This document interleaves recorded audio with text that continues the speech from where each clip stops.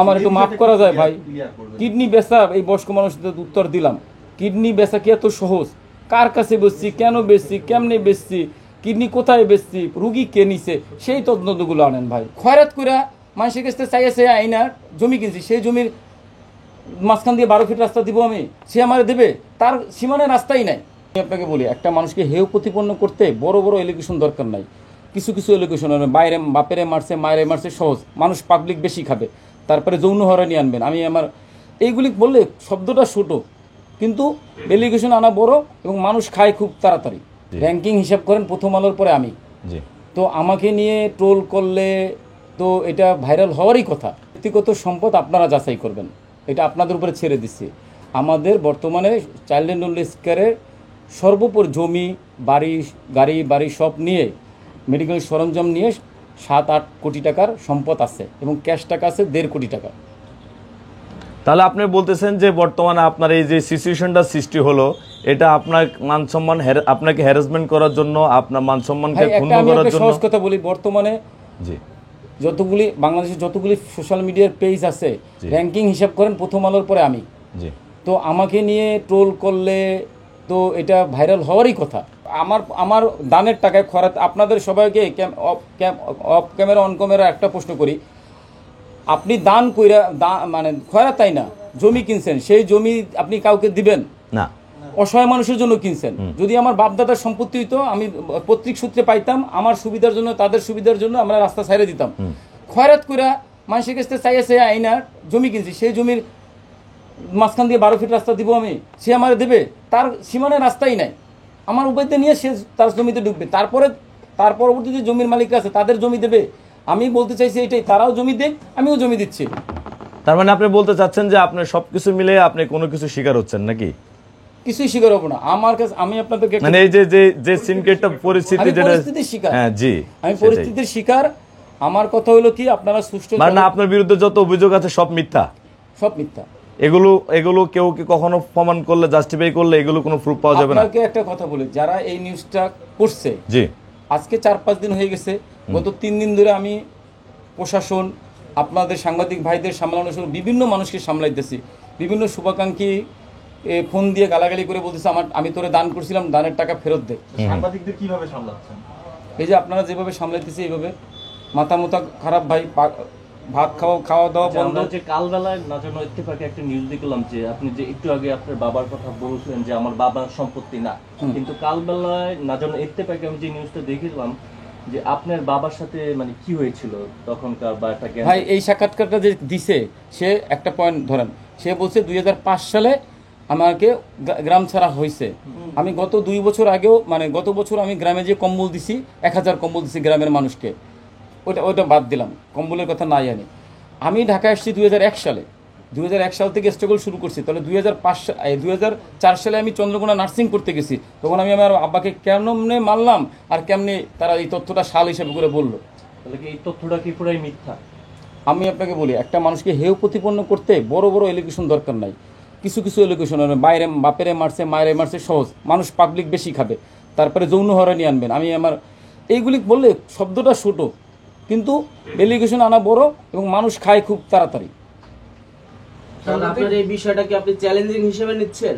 দেশবাসী কি আপনাকে বিশ্বাস করতে পারবে না? প্রশাসন এটা, আমি তো ব্যাক করবই ভাই ইনশাল্লাহ। আজকে যে পরিস্থিতিটা তৈরি হয়েছে, আমরা যতই নিউজ হোক, নেগেটিভ আনা হোক, যত কিছুই হোক, একটা সময় তো সত্যতা আসবেই। যদি আসে আমি তো কাম ব্যাক করবই। সবচেয়ে বড় তদন্ত কেরা করবে? প্রশাসন করবে। দেশের প্রশাসন যারা আছে, আইন আছে, বিচার আছে, তারা যাচাই বাছাই করুক, দেখুক, তারপরে তারা যদি আমাকে দোষী সাব্যস্ত করে তাহলেই আমি দোষী, তাহলে তো আমি দোষী। আর তারা যদি বলে ক্লিয়ারেন্স দেয়, না মিল্টন সমাদ্দারের কাছে কোনো ওটি নাই, কোনো কিডনি ট্রান্সফার করে নাই, কোনো অর্থনৈতিক বেহিসাব নাই, তাহলে তো আমি সেফ জোনে এসে পড়ছি। এটা সবাই জানে, আমার সহকর্মী আছে যারা, আমার কমিটিতে যারা আছে, সবাই জানে দাদা একা একা শুরু করছে, কষ্ট করে শুরু করছে, দাদা চালাচ্ছে, এবং দাদা ভালো চালাচ্ছে, যার জন্য কেউ স্বেচ্ছায় দায়িত্ব নেয় নেয়। আমিও, এবং প্রতি বছরই যখন নির্বাচন হয় বা ভোট হয়, প্রতি 2 বছর পর পর তারা আমাকে, দাদা আপনিই থাকেন, এবং নির্বাচনের ডকুমেন্ট ওইভাবেই তৈরি করা হয়, ওইভাবেই ওরা ভোট দেয়, দিয়ে আমাকেই রাখতে চায়। ওরা যদি, আমার কমিটির সদস্যরা যদি মনে করে আমাকে সরাই দিয়া তারা ভালোভাবে চালাবে, আমার অসুবিধা নাই ভাই। আমার একটু মাফ করা যায় ভাই। কিডনি বেচা এই বয়স্ক মানুষদের উত্তর দিলাম, কিডনি বেচা কি এত সহজ? কার কাছে বেচছি, কেন বেচছি, কেমনে বেচছি, কিডনি কোথায় বেচছি, রুগী কে নিছে, সেই তদন্তগুলো আনেন ভাই। সকল কাছে অনুরোধ করতে চাই, আপনি শুভাকাঙ্ক্ষী এবং কি আপনাদের প্রতিষ্ঠানে যারা দান করে তাদের উদ্দেশ্যে কি বলতেছেন আজকে? আমি আমার সকল শুভাকাঙ্ক্ষী স্যার, ম্যাডাম, বন্ধু, প্রিয়জন, আমার সাংবাদিক, আমারে যারা এতদিন 10 বছর ধরে যারা আমার নিয়ে ভালো নিউজ করছে, তাদের কাছে কৃতজ্ঞতা বোধ থেকেই বলছি। একই সাথে প্রশাসন যারা আছে সকলকে বলতে চাই, আপনারা সত্যটা জানুন, সত্যটা জেনে সত্যটা উন্মোচন হোক, হওয়ার পরে আপনারা আমাকে একটা শাস্তি দেন। এর আগেই সোশ্যাল মিডিয়াতে বিভিন্ন ইউটিউবে গালাগালি করে ঘুরে ফেলতেছে। আসলে সত্য তো আমি যতই অস্বীকার করি যে আমি করি নাই বলতেছি, যদি করে থাকি সেই সত্য তো আসবে, আজ হোক 10 দিন পরে হোক, আসবে না? আসবে। তো সেই সময়টা পর্যন্ত একটু অপেক্ষা করার অনুরোধ করতেছি। আর যারা আপনার হেটার্স আছে, যারা আপনাকে নিয়ে বিষোদ্গার করে, যারা আপনাকে নিয়ে কঠিন প্ল্যান করতেছে আপনার মান সম্মান হেয় করার জন্য, আপনাকে তাদের উদ্দেশ্যে আপনার কি বলার আছে? তাদের উদ্দেশ্যে কিছুই বলার নাই। আমি মনে করি কি, তারা গালাগালি করলেও আমারে তো করছে, গালাগালি করলেও একটা প্রমোশন। অনেকেই আছে আমার যারা চিনতো না, তারা চিনতেছে, ঠিক আছে, খারাপ মানুষ হিসেবে ছিল তো চিনতেছে, এটা কোনো ব্যাপার না।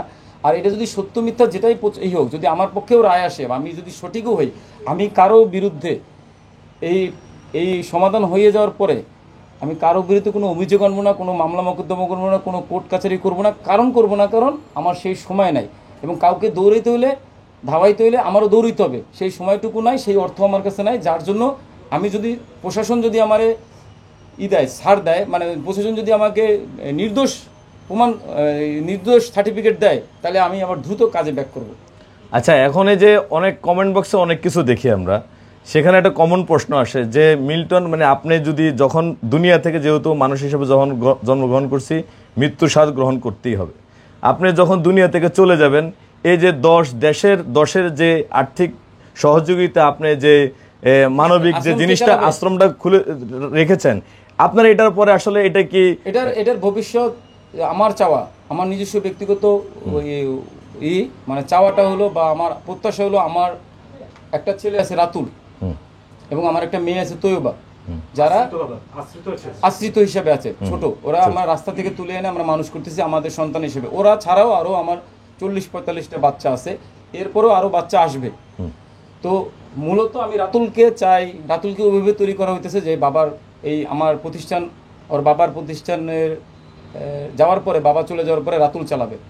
আচ্ছা, সে তো এখনো ছোট, মানে আমি বলতেছি ইনস্ট্যান্ট যদি কোনো দুর্ঘটনা ঘটে, এই ক্ষেত্রে দায়িত্বটা নেবে বাংলাদেশে সবাই চালাবে, বাংলাদেশের সবাই চালাবে। হ্যাঁ, তাই মূল দায়িত্ব তো একজন থাকতে হবে। আপনি যেমন মূল দায়িত্ব থেকে সবকিছু পরিচালনা করছেন, প্রশাসন যাকে বসাই দেবে সে হচ্ছে প্রশাসন। কোন প্রশাসন? আপনার এই মানে আপনার আশ্রম, কমিটির সিদ্ধান্ত হইতে পারে, অথবা যদি সরকার চায়, সমাজ কল্যাণ মন্ত্রণালয় চায়, যারে বসাবে সে চালাবে।